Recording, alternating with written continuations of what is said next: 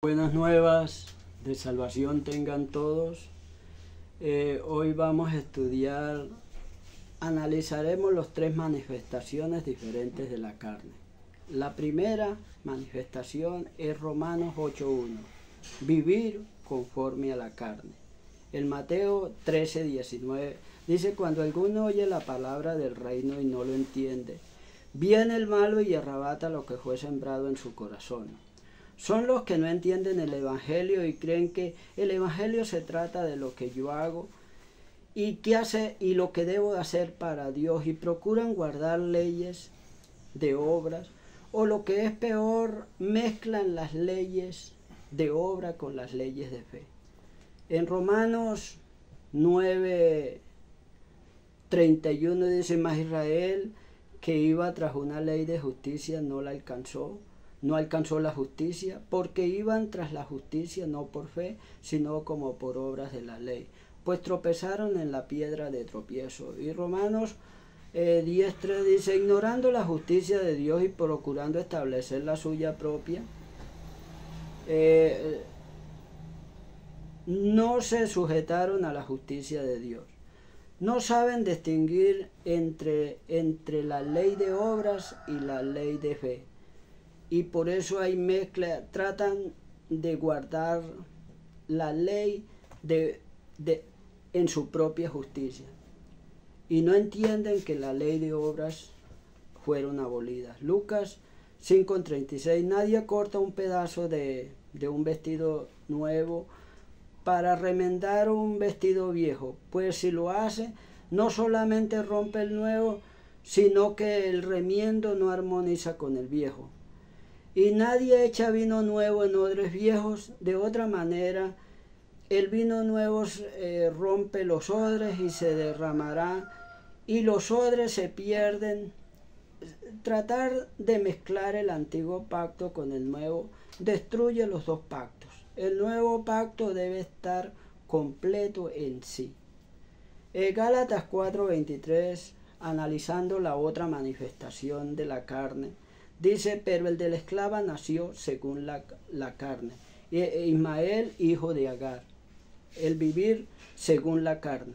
Mateo 13:21, pero no tiene raíz en sí, sino que es de corta duración, pues al venir la aflicción y la persecución por causa de la palabra, luego tropiezan. Viene la aflicción, cuando vemos pasar el tiempo y las promesas no se cumplen. Revela la impaciencia, la incredulidad, e inventan obras para justificar a Dios. Tratar de ayudar a Dios es la ideología del hombre, porque está escrito que Abraham tuvo dos hijos, uno de la esclava y el otro de la libre, pero el de la esclava nació según la carne, más el de la libre por la promesa. Dios le hizo la promesa a Abraham que de él y su esposa nacería un hijo, de la cual de su descendencia nacería el Cristo. Pero Sarai y Abraham, según la ideología humana, según la carne, según su propia voluntad, y no la de Dios, esto es los designios de la carne, lo que ellos se imaginaron que podían hacer para poder traer al descendiente, al Mesías a la tierra, pero fue conforme o según la carne. Génesis 16 dice: dijo entonces Sarai a Abraham, el versículo 1: ya ves que Jehová me ha hecho estéril, te ruego pues que te llegues a mi sierva, quizá ella tendré hijos de ella. Y atendió Abraham al ruego de Sarai. Según Gálatas 4, Agar y Sarai representan los dos pactos. La ley de la gracia, y Agar representa la salvación por obras. La salvación por obras depende de la voluntad humana, es decir, de la ideología humana, Y la salvación por fe depende exclusivamente de la voluntad de Dios. Es los designios divinos y no los del hombre. Estos dos hijos de Abraham simbolizan las dos naturalezas. Gálatas 4, 29 y 30 dice, pero como entonces el que había nacido según la carne perseguía al que había nacido según el Espíritu, así también es ahora. Cuando uno se opone a las prácticas del diezmo, primicias, ayunos, vigilias, etc., le caen con toda llamándolo hereje. Mas, ¿qué dice la Escritura? Echa fuera la esclava con su hijo, porque no heredará el hijo de la esclava con la libre. Debemos echar fuera el antiguo pacto y su ley de obras, porque no heredará con el nuevo pacto, es decir, con Jesucristo y la ley de fe o la ley de libertad. Gálatas 5, 17 dice, el deseo de la carne, que es la tercera manifestación de la carne, porque el deseo de la carne es contra el espíritu y el del espíritu es contra la carne, y estos se oponen entre sí para que no hagas lo que quieres.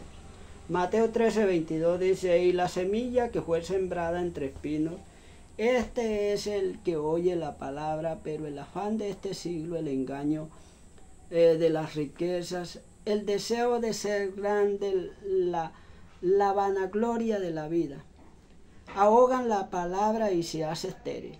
Analizaremos cuál fue la semilla que el enemigo sembró en la mente de Eva o de la mujer. Génesis 3, 4 al 6 dice, entonces la serpiente dijo a la mujer, no moriréis, sino que sabe Dios que el día que comáis de él, serán abiertos vuestros ojos y serán como Dios sabiendo el bien y el mal. ¿Cuál fue la semilla que Satanás plantó en el corazón de la mujer?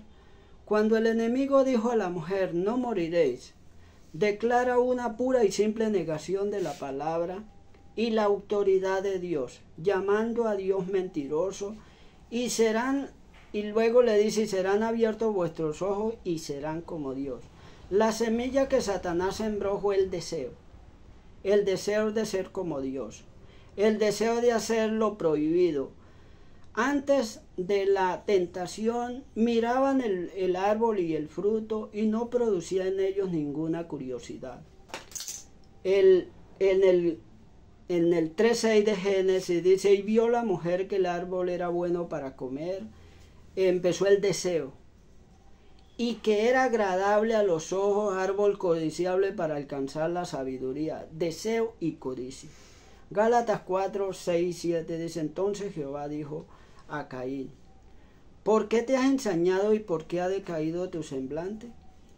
En Caín entró el deseo de asesinar a su hermano porque se dio cuenta que el Mesías prometido no nacería de su descendencia, sino que nacería de la descendencia de Abel. El versículo 7 dice, si bien hicieres, le dice Dios, no serás enaltecido, y si no hicieres el bien, él te enseñorearás de él. Si bien hicieres, el altar de Caín no hablaba del arrepentimiento y de la fe genuina. Dios no honra ni tolera ni respeta por ningún camino de salvación opuesto al plan de salvación aparte de Jesucristo. Es la única forma de obtener la promesa del Espíritu Santo y de poder dominar el pecado. Es a través de la fe en el Evangelio, en lo que Cristo hizo por nosotros para quitar el pecado.